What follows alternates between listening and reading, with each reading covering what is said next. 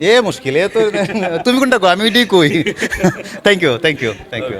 আমি তো ঠিকই কথা বলতাম, আসলে সত্যি কথা বলতে কি আমি কাজটা বেশি করতাম। মানে আমার ওই রকম কথা বলার জন্যে যতটুকু জায়গা দরকার ছিল ততটুকু আমি পাইছি, আমি সবার সাথে কথা বলতে পারছি, যেখানে যা আচ্ছা দরকার ছিল সেটা করার চেষ্টা করছি, পাইছি আমি। আমার কোনো প্রবলেম হয়নি আসলে।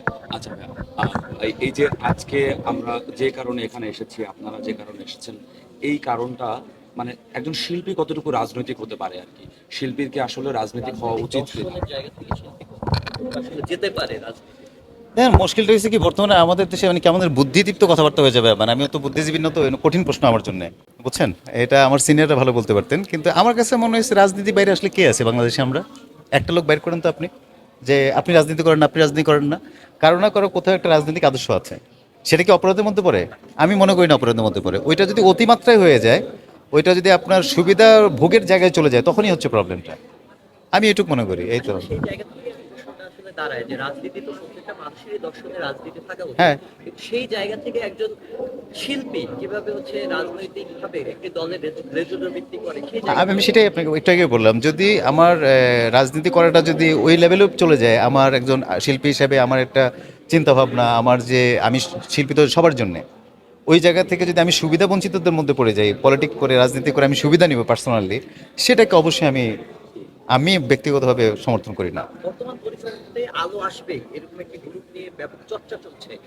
আপনার কাছে আলো আসবে গ্রুপের যে কনভারসেশন হয়তো বা আপনি দেখেছেন, সেই জায়গা থেকে আপনাকে কি কি মনে হয় একজন শিল্পী আসলে কিভাবে দেশের নতুন এবং তরুণ ছাত্র সমাজ এবং মেধাবী ছাত্র সমাজকে কিভাবে এই মুহূর্তে বলতে পারে যে পানি ঢেলে দিন? এটা নিয়ে দেখেন, অনেকদিন হয়ে গেছে, অনেক আলোচনা হয়েছে, এটা নিয়ে অনেক কনভারসেশন হয়েছে। দিন শেষে যেটি খারাপ না সেটি খারাপই, সেটি আলো আসবে দিয়ে হোক আর আলো বন্ধ করে দিয়ে হোক। গ্রুপের নাম যদি আলো বন্ধ করে দিয়ে আলোচনা হয়তো, সেটাও খারাপ, এটাও খারাপ। মানে এটা আপনি যখন আমাকে বললেন আমার শুনতেও ভালো লাগেনি এই ওয়ার্ডটা। আর এই ওয়ার্ডটা নিয়ে আমি কথা বলতে চাই না, আসলে আমারও ডিস্টার্ব লাগে এগুলো শুনতে।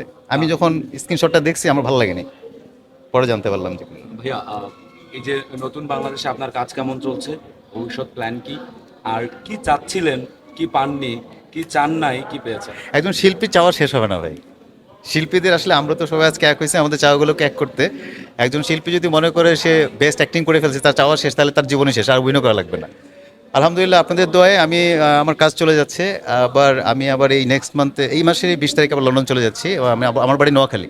তো নোয়াখালীর লোকজনের কয়েকদিন আগে জানেন যে আপনারা বন্যায় ওই এলাকা দুর্দান্তভাবে ক্ষতিগ্রস্ত হয়েছে। ওই নোয়াখালী মানুষের জন্য লন্ডনে একটা শো, বিরাট একটা শো আয়োজন করেছে, দুইটা, একটা লন্ডনে, একটা হচ্ছে বার্মিংহাম। তো ওখানে বাংলাদেশের সোলস আছেন, আমরা অনেকেই আছি, আমিও আছি ওর মধ্যে একজন ক্ষুদ্রতম আর্টিস্ট। আমি ওখানে যাচ্ছি, ওখান থেকে এসে আবার নাটকের কাজ করবো। আমি তো নাটকের মানুষ, অভিনয়ের মানুষ, অভিনয় করি। That's কি it। কি নাটক আসছে সামনে ভাইয়া? আমার এই মুহূর্তে নাম বলা মুশকিল, তবে ইউনাইটেড অফ কিশোরগঞ্জ, 30 দিনে ইংলিশ শিখুন।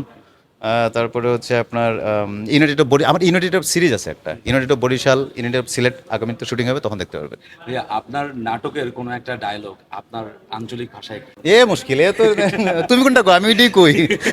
Thank you.